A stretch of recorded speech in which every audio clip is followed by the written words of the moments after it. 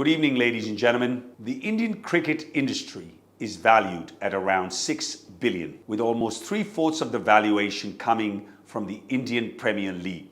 The governing body, BCCI's net worth is estimated today at around 2 billion in 2021. Cricket contributes to a colossal 85% of the entire sports industry value in India. For the nearly 1.3 billion population, it is more like a religion. A match like India versus Pakistan is more like a war, and loss could become a national mourning. Interestingly, the game of cricket was invented by the Britons as a sport for the royals and senior military officers.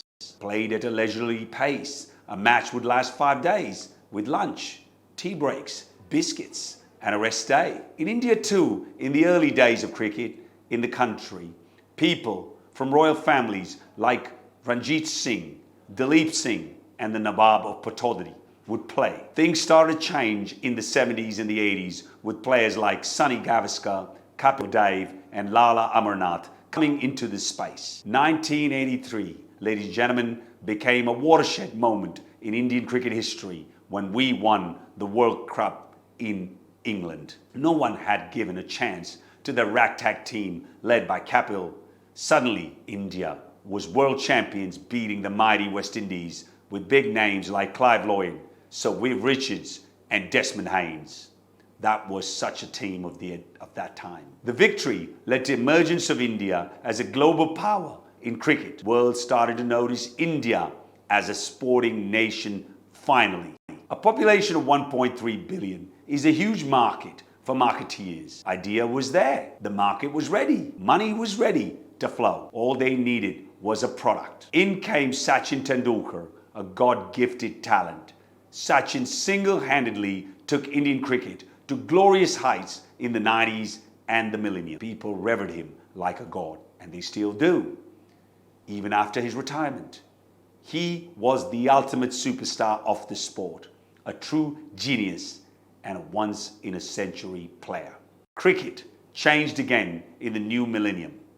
On the evening of April 18th, 2008, IPL debuted. A game of just 40 overs played in around 4 hours in the evening was ideal for the generation of busy working people. IPL, a cocktail of Bollywood celebrities, cricket superstars, went to new heights. Today, IPL is one of the top leagues of sports in the world, generating 6.2 billion revenues in media rights alone for the cycle of 2023 to 2027. All the franchises today are worth billions.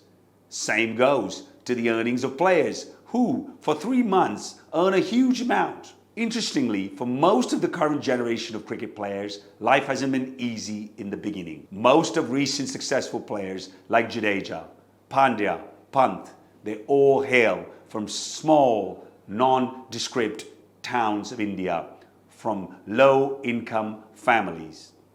They saw cricket as the only chance to make it big in their otherwise highly deprived lives. However, modern cricket is an extremely demanding game. Typically, a budding cricketer starts around 5 years of age. He has to start his day around 5 a.m. on the grounds. Most of these young kids have to travel long distances in India, sometimes 2-3 hours to reach the grounds. They practice for hours and hours before heading home late evening. The game needs a lot of high quality gear, bats, protective gears, balls, etc. It's a huge drain on family resources. It demands a lot of sacrifices from the family for a player to excel at the top level. The rewards are great: money, fame, endorsements, and all the riches one can imagine. That's what keeps these kids going after. After years of hard work, a cricketer gets a chance to play a high-level cricket match. His or her shelf life in modern-day cricket is just around 10 years. By the time they reach their 30s, most cricketers are past their prime. Hence, the product life cycle needs to be managed properly. Physical and mental fitness of a player matters a lot. A player needs to be able to handle mental pressure as much as physical.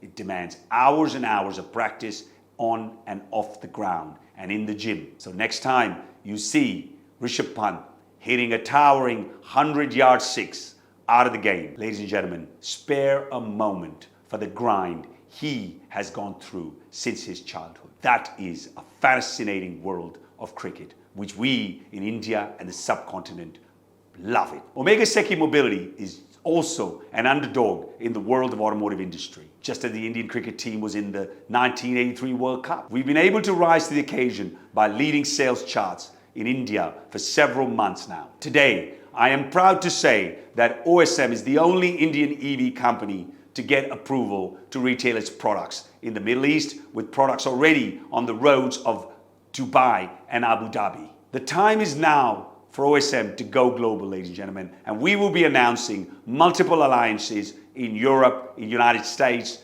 Asia, and Latin America. I want to tell you that we at OSM will work together and make this dream of green energy and sustainability a reality.